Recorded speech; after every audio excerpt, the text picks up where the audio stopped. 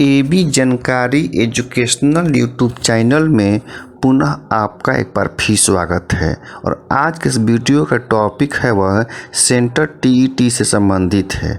जी हाँ, अगर आप डीएलएड कर रहे हैं या कर चुके हैं, बीएड कर रहे हैं या कर चुके हैं, तो निश्चित रूप से आपको सेंटर टीईटी की परीक्षा पास होना अनिवार्य है। अगर आप सेंटर टीईटी या स्टेट टीईटी की परीक्षा पास नहीं करते हैं तब तक आप शिक्षक बन नहीं सकते हैं। तो जैसा कि आपको जानकारी है कि स्टेट लेवल जो एसटीईटी की परीक्षा होती है उसका टाइम टेबल फिक्स नहीं रहता है कि कब होगा कब नहीं होगा, लेकिन सेंटर टीईटी की जो परीक्षा होती है साल में 2 बार अवश्य होती है। तो इसी को ध्यान में रखते हुए सभी विद्यार्थी सेंटर टीईटी की परीक्षा की तैयारी अवश्य रूप से करते हैं। अगर आप यह वीडियो सुन रहे हैं तो निश्चित रूप से आप भी सेंटर टीईटी की तैयारी कर रहे होंगे। तो आपको बताते चलें कि सेंटर टीईटी की परीक्षा 2 होती है। एक होती है 1 से 5 के लिए और दूसरा होती है 6 से 8 के लिए। लेकिन दोनों परीक्षाओं में 30 नंबर की साइकोलॉजी जो है अवश्य पूछे जाते हैं। इसी को ध्यान में रखते हुए साइकोलॉजी यानी कि शिक्षा मनोविज्ञान यानी कि बाल विकास से हम प्रश्न जो है लेकर आए हैं जो काफ़ी इम्पोर्टेंट है। तो आपको बताते चलें कि साइकोलॉजी से यानी कि बाल विकास से प्रतिभाशाली बालकों से निश्चित रूप से 1-2 प्रश्न अवश्य पूछे जाते हैं। तो आज का हमारा जो टॉपिक है वह प्रतिभाशाली बच्चों से संबंधित है। तो आज हम आपको प्रतिभाशाली बच्चों के बारे में बताने जा रहे हैं। तो अगर आप सीटीईटी का 1 से 5 या 6 से 8 का तैयारी कर रहे हैं तो आप जो है इस वीडियो को ध्यानपूर्वक सुनिए। एक बात और बताते चलें कि एक बार सुनते हैं तो आपको अच्छी तरह से ध्यान नहीं पड़ेगा, अच्छे से याद नहीं होगा। कम से कम 3-4 बार अवश्य सुनिए। और यह ऑडियो है, आपका डाटा भी कम खाएगा, इसीलिए ऑडियो के रूप में यह जानकारी आपको उपलब्ध कराई जा रही है। तो बिना समय हम बर्बाद किए चल रहे हैं सीधे प्रतिभाशाली बच्चों के बारे में। तो ध्यान से सुनिएगा इसको। और किसी प्रकार की समस्या आएगी तो निश्चित रूप से कमेंट करके हमको बताइए जिससे कि इसमें क्या सुधार किया जाए कि विद्यार्थियों को अधिक से अधिक जो है लाभ मिले। तो चलते हैं प्रतिभाशाली बच्चों के बारे में जानकारी, जिससे कि 1-2 प्रश्न अवश्य जो सेंटर टीईटी की परीक्षा में पूछे जाते हैं, चाहे 1 से 5 हो चाहे 6 से 8 का हो। तो सबसे पहले चलते हैं प्रतिभाशाली बालक। बाल बीटी के अनुसार ध्यान दीजिएगा, बाल बीटी के अनुसार प्रखर बुद्धि बालक वह है जो किसी कार्य को करने के प्रयास में निरंतर उच्च स्तर बनाए रखते हैं। आपको बताते चलें कि सेंटर टीईटी की परीक्षा में 4 उत्तर दिया रहता है। तो अगर आप 1-2 बार इसको सुन लेते हैं, अगर वहीं परीक्षा में क्वेश्चन आ जाता है तो निश्चित रूप से आपको याद आ जाएगा कि हम ये क्वेश्चन जो है पढ़ चुके हैं। तो निश्चित रूप से जो है इसी को हम सिर्फ पढ़ रहे हैं, ध्यानपूर्वक आप इसको सुनिए। तो पुनः रिपीट करते हैं कि बाल बीटी के अनुसार क्या है भाई, कि बाल बीटी के अनुसार प्रखर बुद्धि बालक वह है जो किसी कार्य को करने के प्रयास में निरंतर उच्च स्तर बनाए रखते हैं। दूसरा है काल्पनिक के अनुसार वह बालक जो अपने आयु स्तर के बालकों में किसी योग्यता में अधिक हो और जो हमारे समाज के लिए कुछ महत्वपूर्ण नई देन दे, वह क्या है, प्रतिभाशाली बालक है। तो इसमें करता क्या है कि परिभाषा दे देगा और 4-5 जो है जो इस सब का नाम दे देगा शिक्षा शास्त्री का कि ये परिभाषा किसकी है, तो हमको पहचानना पड़ेगा। तो पुनः रिपीट कर देते हैं कि बाल बीटी ने कहा है कि प्रखर बुद्धि बालक वह है जो किसी कार्य को करने के प्रयास में निरंतर उच्च स्तर बनाए रखता है। वहीं काल्पनिक ने कहा है कि वह बालक जो अपने आयु स्तर के बालकों में किसी योग्यता में अधिक हो, मतलब कि जो समान उम्र के हैं। मान लीजिए कि बच्चा का उम्र 8 साल है तो सभी अन्य 8 साल के बच्चों में किसी न किसी क्षेत्र में अन्य विद्यार्थियों से आगे है, तो समझिए कि वह बालक क्या है, प्रतिभाशाली है। तीसरा परिभाषा है टर्मन का। टर्मन ने कहा है प्रतिभाशाली बालकों के बारे में कि प्रतिभावान बालक शारीरिक विकास, शैक्षिक उपलब्धि, बुद्धि और व्यक्तित्व में वरिष्ठ होते हैं। पुनः एक बार सुन लीजिए, टर्मन के अनुसार प्रतिभावान बालक शारीरिक विकास, शैक्षणिक उपलब्धि, बुद्धि और व्यक्तित्व में वरिष्ठ होते हैं। अगला है कि प्रतिभावान बालकों के अंतर्गत उच्च बुद्धिलब्धि वाले बालक के साथ साथ वे सभी बालक सम्मिलित होते हैं जो दूसरे बालकों से किसी भी क्षेत्र में अति वरिष्ठ होते हैं, जैसे कला वर्ग, साहित्य, काव्य रचना इत्यादि। अब हम आपको बताने जा रहे हैं कि प्रतिभाशाली बालकों की विशेषता क्या होती है, मतलब कि हम कैसे जानेंगे कि प्रतिभाशाली बालक है, उसकी क्या क्या विशेषताएं होती है। प्रतिभाशाली बालकों को आप ध्यानपूर्वक सुनेंगे तो इसकी विशेषताएं निम्नलिखित हैं, जो इस प्रकार है, ध्यानपूर्वक सुनेंगे प्रतिभाशाली बालकों की विशेषता। तो पहला है कि प्रतिभाशाली बालकों में सीखने की गति तीव्र एवं शुद्ध होती है तथा स्मरण शक्ति उच्च स्तर की होती है। सामान्य सी बातें हैं, आप जानते होंगे कि प्रतिभाशाली बालकों में सीखने की गति तीव्र एवं शुद्ध होती है तथा स्मरण शक्ति उच्च स्तर की होती है। जैसे आप अगर यह क्वेश्चन सुन रहे हैं, अगर एक दो ही बार में आपको पूरा क्वेश्चन याद हो जाता है तो समझिए कि आप प्रतिभाशाली हैं। देखिए वही कह रहा है कि प्रतिभाशाली बालकों में सीखने की गति तीव्र एवं शुद्ध होती है तथा स्मरण शक्ति उच्च स्तर की होती है।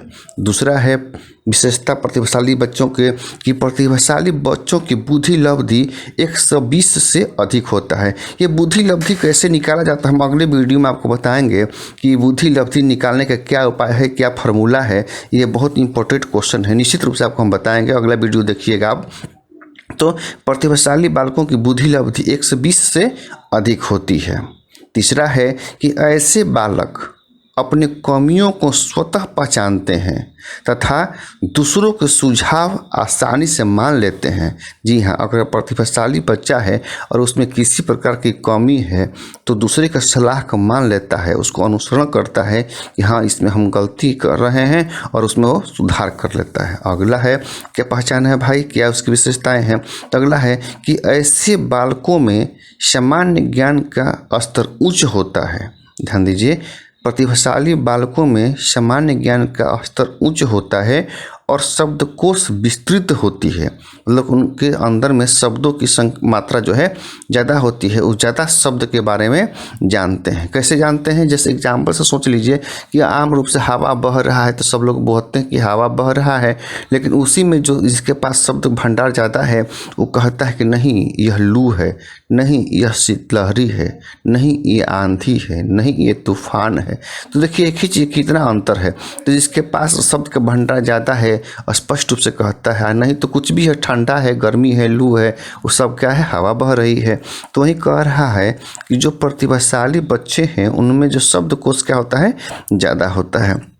अगला है ऐसे बालकों का शारीरिक, मानसिक एवं भावात्मक विकास अन्य बालकों की अपेक्षा उच्च कोटि का होता है। पुनः रिपीट कर देते हैं जिससे कि आपको याद हो जाए कि ऐसे बालकों का शारीरिक, मानसिक एवं भावात्मक विकास अन्य बालकों की अपेक्षा उच्च कोटि का होता है।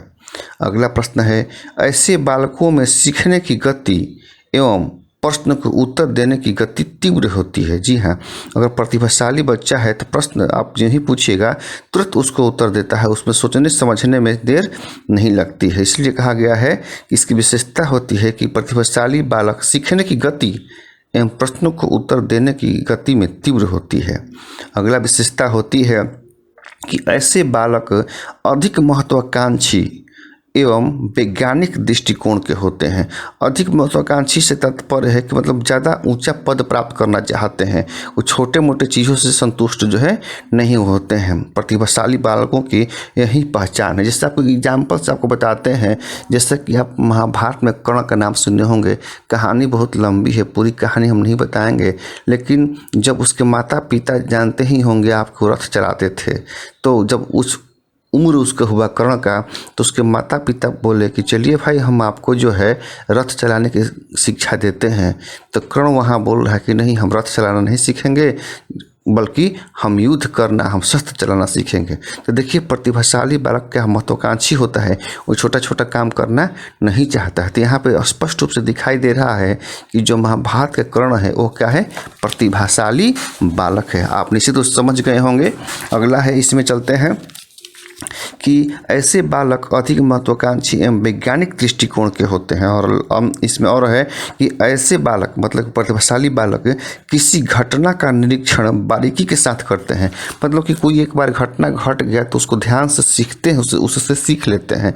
मान के चलिए कि अगर कहीं जा रहे हैं, रास्ते में एक बार पैसा गिर जाता है तो उसको दूसरी बार जाते हैं तो ध्यानपूर्वक अपने पैसे पर ध्यान रखते हैं।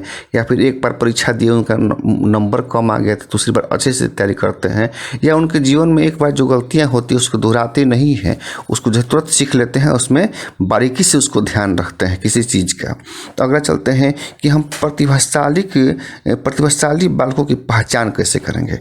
तो इससे पहले हम पढ़ चुके हैं कि प्रतिभाशाली बालकों की परिभाषा क्या है, और उसके बाद पढ़े हैं कि प्रतिभाशाली बालकों की विशेषता क्या होती है। अब हम पढ़ेंगे कि प्रतिभाशाली बालकों को पहचान कैसे करेंगे।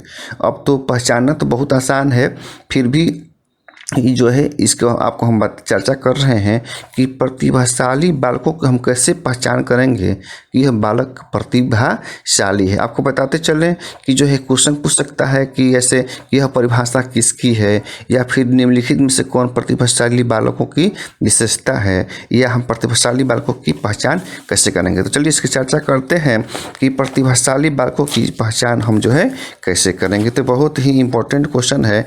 तो आगे बढ़ते हैं कि प्रतिभावान बालकों की पहचान के लिए अध्यापक निम्नलिखित विधियों का उपयोग कर सकता है। निम्नलिखित विधियों के आधार पर वह प्रतिभाशाली बालकों को पहचान सकता है। तो क्या कर सकता है भाई।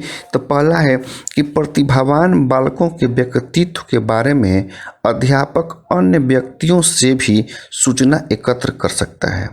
ध्यानपूर्वक सुनिए, प्रतिभाशाली बालकों को पहचानने के लिए शिक्षक क्या कर सकते हैं।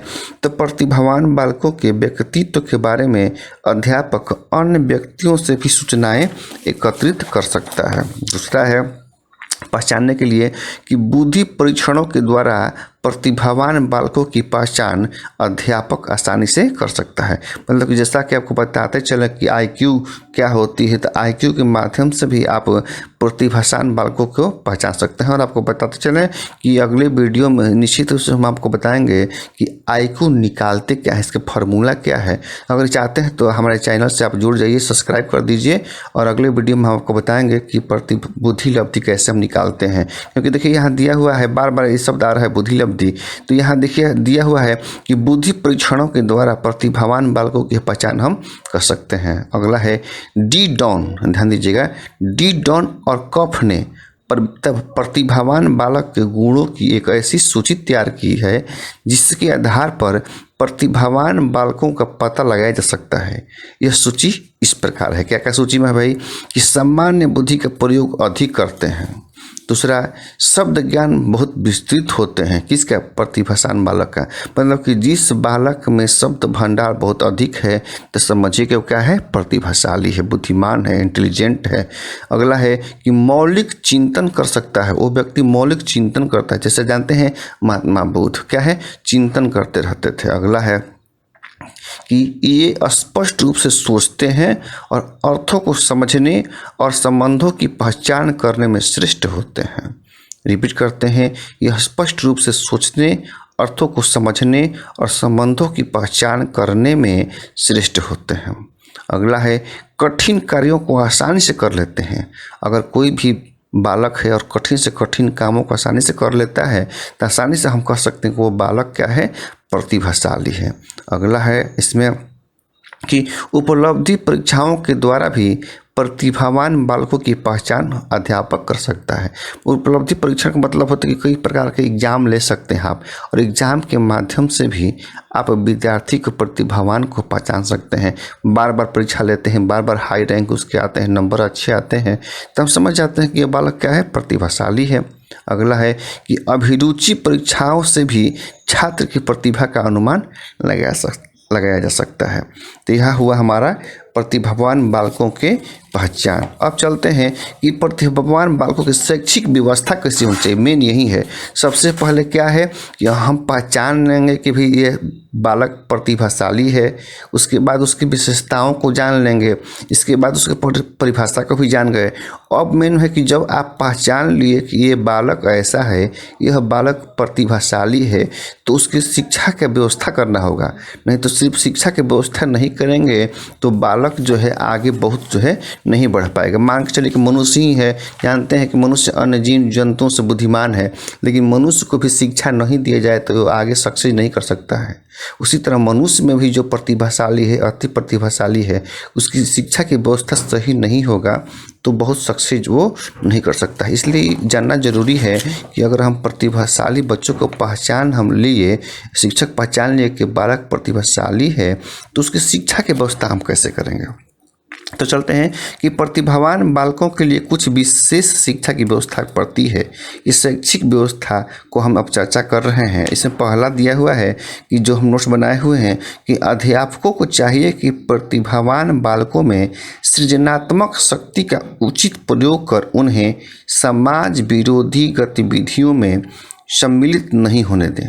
ध्यान दीजिए, बहुत इंपॉर्टेंट क्वेश्चन है और आज के परिप्रेक्ष्य में और भी इम्पोर्टेंट है कि अध्यापकों को चाहिए कि प्रतिभावान बालकों में सृजनात्मक शक्ति का उचित प्रयोग कर उन्हें समाज विरोधी गतिविधियों में सम्मिलित नहीं होने दें। ऐसी शिक्षा बालकों को प्रदान करनी चाहिए ताकि वे सामाजिक बुराइयों से दूर रहें। ध्यान रहे आपको कि इस समाज में बहुत से एंटी सोशल लोग भी हैं जो गलत कामों में लगे हुए हैं। तो आपको शिक्षा देना चाहिए कि बालक जो है गलत कामों में संलग्न जो है न हो। दूसरा है कि कक्षा में छात्रों को तीव्र प्रोन्नति नहीं प्रदान करना चाहिए।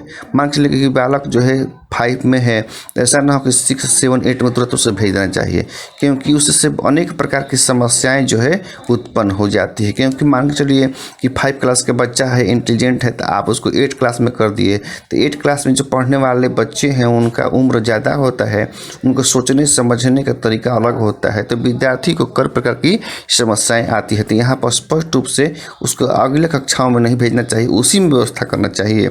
आगे है कि प्रतिभावान बालकों की शिक्षा ऐसे बालकों को ध्यानपूर्वक अध्ययन पर आधारित होना चाहिए, उनको मतलब कि ध्यान देना चाहिए उन पर। अगला है कि प्रतिभावान बालकों की शिक्षा उसके व्यक्तित्व के सभी पक्षों के विकास पर केंद्रित होनी चाहिए। ध्यान से सुनिएगा, समझ में आ जाएगा कि प्रतिभावान बालकों की शिक्षा उसके व्यक्तित्व के सभी पक्षों के विकास पर केंद्रित होना चाहिए। प्रतिभावान बालक को सर्वांगीण विकास के लिए अध्यापक को अत्यधिक परिश्रम करने की आवश्यकता होती है। जी हाँ, अगर बालक प्रतिभावान है तो शिक्षक को भी अधिक परिश्रम करना पड़ता है। अतः इस कार्य के लिए उसे कक्षा और स्कूल में अधिक सक्रिय रखना चाहिए। अगर प्रतिभावान बालक है, उस पर ध्यान नहीं दिया जाएगा तो इधर उधर काम करना पड़ेगा। अतः शिक्षक को और अभिभावक को प्रतिभावान बालकों पर विशेष ध्यान जो है देना चाहिए। अगला क्या है भाई, किसी व्यवस्था होना चाहिए शिक्षा का प्रतिभावान बालकों के लिए। तो प्रतिभावान बालकों को घर के लिए विशेष कार्य दिया जाना चाहिए ताकि वे अपनी प्रतिभा का उचित प्रयोग कर सके। जी हाँ, अन्य बालकों की अपेक्षा उन्हें गृह कार्य कुछ ज़्यादा ही देना चाहिए जिससे कि उसका और तेजी से विकास हो जाए। जी हाँ, अगला है कि प्रतिभावान बालकों को पाठ्यक्रम समझने में सामान्य बालकों से कम समय लगता है। ध्यान दीजिएगा, यहाँ बात सोचने की है कि प्रतिभावान बालकों को पाठ्यक्रम समझने में सामान्य बालकों से कम समय लगता है। अतः बचा हुआ समय उन्हें किसी और कार्य में उपयोग करने के लिए देना चाहिए। जैसे आप लाइब्रेरी हैं तो लाइब्रेरी में अनेक प्रकार की और पुस्तकें हैं, सहायक पुस्तकें हैं, उस सब को भी पढ़ने के लिए उनको व्यवस्था करनी चाहिए या एक्स्ट्रा कोई भी और एक्टिविटी करने का उनको मौका देना चाहिए जिससे कि उनका समय जिससे कि उनको समय का सदुपयोग हो सके। अगला है कि प्रतिभावान बालकों की शिक्षा के लिए और उनमें नेतृत्व विकास के लिए उत्तरदायित्व का कार्य भी सौंपना चाहिए। मतलब कि जो प्रतिभाशाली है उसे उत्तरदायित्व की भावना, मतलब कि घर की जिम्मेवारी या विद्यालय की जिम्मेवारी भी कुछ उनको देना चाहिए। तो यहाँ पे अभी हम बंद कर रहे हैं। कुछ और अन्य किताबों का सहारा लेकर जो हम नोट्स बनाए हैं वह इस प्रकार है जो आपको हम चर्चा कर रहे हैं। प्रतिभाशाली बालकों से संबंधित कुछ और मुख्य बातें हैं जो सीटेट की तैयारी करने वाले विद्यार्थियों को निश्चित रूप से जानना चाहिए। तो वह है कि जैसा कि आपको हम बता चुके हैं कि प्रतिभाशाली बालक की क्या विशेषताएं होती हैं, लेकिन कुछ और विशेषताएं हैं जो उस समय आपको नहीं बता सके थे, जो अभी बता रहे हैं। एक बात और कि प्रतिभाशाली बालक को अन्य भी नाम है, प्रतिभाशाली बालक को प्रवीण बालक भी कहते हैं। तो इसकी विशेषताएं कुछ और है जो छूट गए थे। इस प्रकार है कि प्रतिभाशाली बालकों की बौद्धिक क्षमता उच्च श्रेणी की होती है। ध्यान दीजिएगा, प्रतिभाशाली बालकों की बौद्धिक क्षमता उच्च श्रेणी की होती है। अब आप सोच रहे होंगे कि इसमें प्रश्न कैसे पूछ सकते हैं, तो उसमें क्वेश्चन जैसे बना सकता है कि क्या प्रतिभाशाली बालकों की बौद्धिक क्षमता उच्च होती है। दूसरा दे सकता है कि सामान्य होती है। तीसरा दे सकता है कि जो है कम होती है। ऐसा ही क्वेश्चन दे सकता है, इसीलिए इस पर क्वेश्चन बन सकता है। तो आपको बताते चलें कि प्रतिभाशाली बालकों की बौद्धिक क्षमता क्या होती है, उच्च होती है। और क्या है विशेषता कि कक्षा में सामान्य बालकों की तुलना में अधिक तीव्रता से ज्ञान ग्रहण कर लेते हैं प्रतिभाशाली बालक, और परीक्षा में सर्वोच्च अंक जो है प्राप्त करते हैं। तो अगर परीक्षा में सर्वोच्च अंक प्राप्त करते हैं तो उससे भी हम पहचान भी सकते हैं कि यह बालक क्या है, प्रतिभाशाली है। आगे की जानकारी इस प्रकार है कि सामान्य स्कूलों में ऐसे बच्चों की संख्या 10 से 15% तक ही होती है। ऐसा नहीं है कि किसी विद्यालय में एक भी बालक न हो और किसी विद्यालय में 90% 95% प्रतिभाशाली बालक नहीं। जैसा देखा गया है कि भारत में किसी भी विद्यालय में 10% तक बालक ही प्रतिभाशाली हो सकते हैं। अगला जानकारी है कि मनोवैज्ञानिक टर्मन के अनुसार प्रतिभाशाली बालकों की शारीरिक विकास, बुद्धि, व्यक्तित्व और शैक्षिक उपलब्धि श्रेष्ठ होती है। जी हाँ, ध्यान से सुनिए। टर्मन जो है महत्वपूर्ण वैज्ञानिक हैं। तो मनोवैज्ञानिक टर्मन के अनुसार प्रतिभाशाली बालकों की शैक्षिक दृष्टि से ऊंच होते हैं, उनका शारीरिक विकास भी अच्छा होता है, बुद्धि लब्धि भी अच्छी होती है और व्यक्तित्व भी उनका क्या होता है, अच्छा होता है। एक बार रिपीट कर देते हैं कि मनोवैज्ञानिक टर्मन के अनुसार प्रतिभाशाली बालकों की शारीरिक विकास, बुद्धि, व्यक्तित्व और शैक्षिक उपलब्धि श्रेष्ठ होती है। आगे यह है कि प्रतिभाशाली बच्चों की समझ शक्ति, तर्क शक्ति तथा निष्कर्ष निकालने की क्षमता अत्यंत तीव्र होती है। ध्यान दीजिएगा कि प्रतिभाशाली बच्चों की समझ शक्ति, तर्क शक्ति तथा निष्कर्ष निकालने की क्षमता अत्यंत तीव्र होती है। यही कारण है कि ये देर तक अध्ययन करने पर भी थकते नहीं हैं। अगला है कि ऐसे बच्चों, ध्यान दीजिएगा, ऐसे बच्चों किसी विषय वस्तु पर देर तक ध्यान को केंद्रित रखते हैं और इसके साथ ही उनका ध्यान का विस्तार भी सामान्य बच्चों की तुलना में अधिक होता है।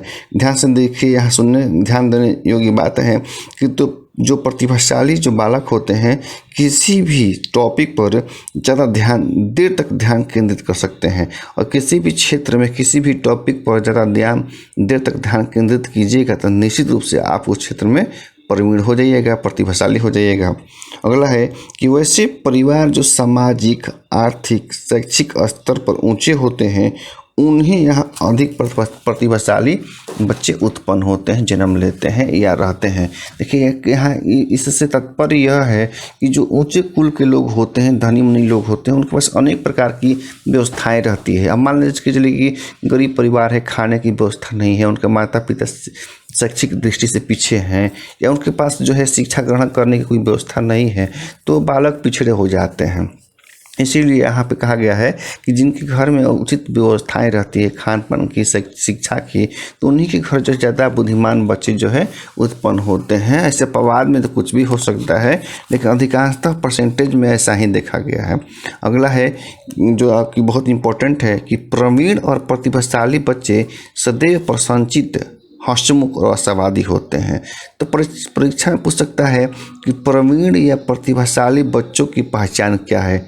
दे देगा पहला कि वे प्रसन्नचित्त रहते हैं, दूसरा अप्रसन्नचित्त रहते हैं, तीसरा सामान्य होते हैं, चौथा इनमें से कोई नहीं। तो ऐसे ही क्वेश्चन पूछा जा सकता है, इसलिए इस क्वेश्चन को ध्यानपूर्वक सुनिए। हर एक लाइन में एक क्वेश्चन बन सकता है और बहुत ईजी लाइन में हम आपको बता रहे हैं, आराम से बता रहे हैं। 2-3 बार सुनिएगा तो निश्चित रूप से आपको ये 2-3 प्रश्न जो इससे पूछे जाते हैं सीटेट में, चाहे 1 से 5 का हो, चाहे 6 का 8 का हो, आपकी तैयारी निश्चित रूप से होगी। ऐसे यह जो है STT, जिसमें जो है सामान्य मनोविज्ञान या जिसे हम लोग बाल विकास के नाम से जानते हैं, उसमें भी ये प्रश्न पूछे जाते हैं, उसके लिए भी काफ़ी इम्पोर्टेंट है। तो चलते हैं अगला, कि ऐसे बच्चे नियमित स्कूल जाते हैं और स्कूल में नियमों का पालन करते हैं। जी हाँ, ये तो स्पष्ट है कि जो बच्चे स्कूल में नियम का पालन नहीं करते हैं, विद्यालय ही नहीं जाएंगे, पढ़ेंगे ही नहीं, तो उनका विकास कैसे हो पाएगा। तो इसीलिए यहाँ स्पष्ट रूप से लिख दिया गया है कि जो प्रतिभाशाली बच्चे होते हैं वो स्कूल में नियमित रूप से जाते हैं और साथ ही वहाँ का जो नियम कानून है उसका उल्लंघन वो नहीं करते हैं। और अगला है, प्रतिभाशाली बच्चों में समस्या समाधान की क्षमता अद्भुत होती है। जैसे जिसकी बुद्धि कम होती है तो छोटी से छोटी समस्या आती है तो उसी में वो फंस जाते हैं, लेकिन जो प्रतिभाशाली हैं वो अनेक प्रकार की समस्याओं आने पर किसी भी तरह उसका हल जो है निकाल लेते हैं। जैसे देख सकते हैं आप भगवान राम या मर्यादा पुरुषोत्तम राम के बारे में जानते होंगे कि उनकी लाइफ में कितनी समस्याएं आई, लेकिन जो है वो इन किन प्रकार सभी समस्याओं का हल करते गए। उसी तरह महात्मा गांधी भी हैं, बहुत सारे लोग हैं जिनके जीवन में अनेक प्रकार की समस्याएं आई, लेकिन अगर वो प्रतिभाशाली है तो सभी समस्याओं का हल जो है करते गए। अगला चलते हैं कि प्रतिभाशाली बालकों और बालिकाओं की शिक्षा किस प्रकार की होनी चाहिए। तो पहले भी बता ही चुके हैं, लेकिन उसमें भी कुछ छूट गया है, इसलिए इसको रिपीट कर देते हैं, जिससे कि आप इस टॉपिक से कोई भी प्रश्न आए तो आपको छूटे नहीं। तो चलते हैं अब कि प्रतिभाशाली बालकों की शिक्षा कैसी होनी चाहिए। तो ध्यान दीजिएगा कि पहला क्या करना चाहिए कि कक्षा में प्रतिभाशाली बच्चों का चयन सर्वप्रथम परीक्षा के प्राप्तांक, बुद्धि लब्धि, छात्रों की गतिविधियाँ, शिक्षकों, अभिभावकों के मंतव्य आदि के द्वारा प्रतिभाशाली बच्चों को चुन लेना चाहिए। कहने का मतलब कि सर्वप्रथम जो पहला काम है कि प्रतिभाशाली बच्चों की पहचान करना अति आवश्यक है। तो कैसे हम कर सकते हैं, तो सर्वप्रथम उसके प्राप्तांक के आधार पर भी कर सकते हैं, उसकी बुद्धि लब्धि निकाल कर भी कर सकते हैं, उसकी गतिविधि उसके कार्य को देखकर भी हम निकाल सकते हैं, या फिर शिक्षक या पुराने शिक्षक जहाँ वो पढ़ा हुआ है या फिर उनके अभिभावक के द्वारा भी जानकारी प्राप्त करके हम प्रतिभाशाली बच्चों को पहचान कर सकते हैं। क्योंकि जब तक हम पहचानेंगे नहीं कि प्रतिभाशाली है तब तक उसकी हम शिक्षा की व्यवस्था उचित ढंग से कैसे करेंगे।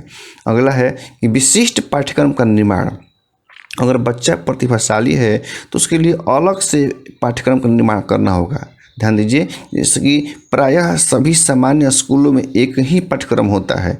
शिक्षा मनोविज्ञान यह मानते हैं कि प्रतिभाशाली बालकों के लिए अतिरिक्त पाठ्यक्रम की व्यवस्था करना चाहिए। उस पाठ्यक्रम में नवीनतम गणित, विज्ञान एवं तकनीकी विषयों को समाहित करना चाहिए। आपको पता चले कि जैसा कि आप जानते होंगे वशिष्ठ नारायण सिंह के बारे में, जो कि बिहार के भोजपुर जिला के थे, तो वो पटना यूनिवर्सिटी में जब पढ़ रहे थे तो इंटर में नामांकन हुआ तो उनके प्रतिभा को देखकर वो बीए की परीक्षा नहीं दिए, सीधे जो है 1 साल 2 साल में ही उनको पीजी की डिग्री जो है दे दी गई। तो इसके लिए कॉलेज को और कॉलेज प्रशासन को, शिक्षक को, प्राचार्य को कुछ अलग से व्यवस्थाएं करनी पड़ती है, तभी उसका लाभ जो है मिल पाता है। अगला है कि विशेषज्ञ शिक्षकों की नियुक्ति। जी हाँ, अगर बालक प्रतिभाशाली है तो उसको पढ़ाने वाला शिक्षक भी प्रतिभाशाली होना चाहिए। अब मान के चले कि इंजन बहुत अच्छा है और आगे 2 बैल बांध लिए तो या ट्रैक्टर का इंजन लगा दिए तो वो जो है इंजन सही ढंग से नहीं चलेगा। अगर रेल का इंजन हाई क्वालिटी का है, रेल का डिब्बा हाई क्वालिटी का है तो उसका इंजन भी हाई क्वालिटी का हुआ तभी जो है लाभ हो सकता है। अगर ट्रेन का डिब्बा जो है बहुत लो है तो समस्या है, लेकिन अगर ट्रेन का डिब्बा बहुत हाई फाई है, उचित व्यवस्था है और इंजन ही सही नहीं रहेगा तो वो सही ढंग से कार्य नहीं कर पाएगा। उसी तरह बालक भी है, अगर बालक प्रतिभाशाली है तो उसके लिए प्रतिभाशाली या विशेषज्ञ शिक्षक की आवश्यकता होती है। आपको थोड़ा रिपीट कर देते हैं कि जो प्रतिभाशाली विद्यार्थी होते हैं उनके लिए विशेषज्ञ शिक्षकों की नियुक्ति करना चाहिए। प्रतिभाशाली बच्चों को पढ़ाने के लिए योग्य एवं विषय विशेषज्ञ शिक्षक होना चाहिए। उसे शिक्षा मनोविज्ञान का पूर्ण ज्ञान होना चाहिए। साथ ही शिक्षक को बालकों की जिज्ञासा मनोरंजन ढंग से तृप्त करते हुए उसे सृजनशील बनाना चाहिए। अगला है कि पृथक शिक्षण पद्धति। जी हाँ, शिक्षा मनोवैज्ञानिक यह मानते हैं कि सामान्य बच्चों एवं प्रतिभाशाली बच्चों के लिए एक ही शिक्षण पद्धति अधिगम के लक्ष्य में बाधक होती है। इनके अनुसार प्रतिभाशाली बालकों के लिए विकसित एवं बौद्धिक विकास वाले शिक्षण पद्धतियों का उपयोग करना चाहिए। मनोवैज्ञानिक ने सामान्य स्कूलों के लिए यह कहा है कि कक्षा के प्रारंभिक बेला में नियमित रूप से शिक्षण करना चाहिए तथा दूसरी बेला में बच्चों को व्यक्तिगत कठिनाई को दूर करने का प्रयास करना चाहिए। तो यहाँ स्पष्ट हो गया कि प्रतिभाशाली बच्चा है और सामान्य बच्चा है एवं पिछड़ा बच्चा है, तो तीनों के शिक्षण पद्धतियाँ जो है अलग अलग होनी चाहिए। अगला है छात्रवृत्ति। इसमें है कि प्रतिभाशाली बच्चों को प्रोत्साहन के लिए सरकार एवं सामाजिक संगठनों को छात्रवृत्ति प्रदान करना चाहिए, जिससे कि बच्चे और अधिक रुचि के साथ उच्च शिक्षा ग्रहण कर राष्ट्र के विकास में योगदान दे सकें। अगला है पुस्तकालय व वाचनालय की व्यवस्था। जी हाँ, प्रतिभाशाली बच्चों के लिए आधुनिक एवं सुसज्जित पुस्तकालय की व्यवस्था करना अति आवश्यक है। पुस्तकालय में प्रत्येक पुस्तकों के साथ ज्ञान विज्ञान एवं पत्र पत्रिकाओं का संग्रह जो है निश्चित रूप से होना चाहिए, तभी बच्चों का जो है प्रतिभाशाली जो बच्चा है उसका सही ढंग से उचित विकास हो पाएगा। अगला है सतत निर्देशन एवं परामर्श मूल्य। इसमें भी बहुत ये भी इम्पोर्टेंट है कि अगर बालक प्रतिभाशाली है तो उसको हमेशा जो है निर्देशित करना चाहिए, क्योंकि अगर गाड़ी फास्ट है थोड़ा सा भी उसको निर्देशन में समस्या होती है तो बहुत दूर वो गलत रास्ता पर चला जाता है। ठीक है, तो इसी आपको बताते चले जैसे एग्जाम्पल के माध्यम से अगर बैलगाड़ी जा रही है तो थोड़ा सा निर्देशन देने में अगर हम देर भी कर देते हैं तो ज़्यादा रास्ता नहीं भटकता है। वहीं हवाई जहाज़ है कि उसको थोड़ा सा भी निर्देशन देने में गलती करते हैं तो उसकी हाई स्पीड होने के कारण बहुत ज़्यादा दूर वह गलत दिशा में चला जाता है। उसी प्रकार प्रतिभाशाली बालक भी है कि प्रतिभाशाली बालक चूँकि तेज गति से काम करता है, अतः जो है उसका दिशा निर्देश जो है समय समय पर जो है निश्चित रूप से देना चाहिए। मूल्यांकन परीक्षा के आधार पर शिक्षकों को नियमित रूप से निर्देशन और परामर्श देना चाहिए। ये दोनों तत्व बहुआयामी, उत्साहवर्धक एवं प्रेरणादायक होना चाहिए। अगला है कि उपयुक्त बालकों के अतिरिक्त शिक्षकों को चाहिए कि प्रतिभाशाली बालकों के बहुआयामी विकास के लिए अनुकूलित गतिविधियों की सहायता लें। तो इसी के साथ जो है हमारा जो क्वेश्चन है सी-टेट के लिए या एस-टेट के लिए शिक्षा मनोविज्ञान का, जिसे हम लोग बाल विकास कहते हैं, यहाँ पूरा हुआ। ऐसे इसको पूरा करना संभव नहीं है, वीडियो बहुत लंबा हो रहा है। जो छूटा हुआ है अगले वीडियो में आपको हम बताएंगे, लेकिन निश्चित रूप से आप जो है इस टॉपिक को 2-3 बार से सुन लेंगे, जिससे कि आपको सी-टेट में ये प्रतिभाशाली बालक से आने वाले प्रश्न आपको छूटे नहीं। अगले 2-3 वीडियो के बाद हम आपको इससे ऑब्जेक्टिव क्वेश्चन भी निर्माण करके आपको बताएंगे, लेकिन उससे पहले आपको IQ कैसे निकालते हैं वो निश्चित आपको बताएंगे। तो आप इस प्रकार के सी-टेट की तैयारी करना चाह रहे हैं तो आप हमारा एजुकेशनल यूट्यूब चैनल एबी जानकारी को सब्सक्राइब कर दीजिए और बेल आइकॉन को ऑल निश्चित रूप से करें। इसी के साथ इस वीडियो को हम बंद कर रहे हैं, इस शुभकामना के साथ कि आप जो है इस साल अवश्य अपने लक्ष्य को प्राप्त करेंगे। तब तक के लिए जय हिंद।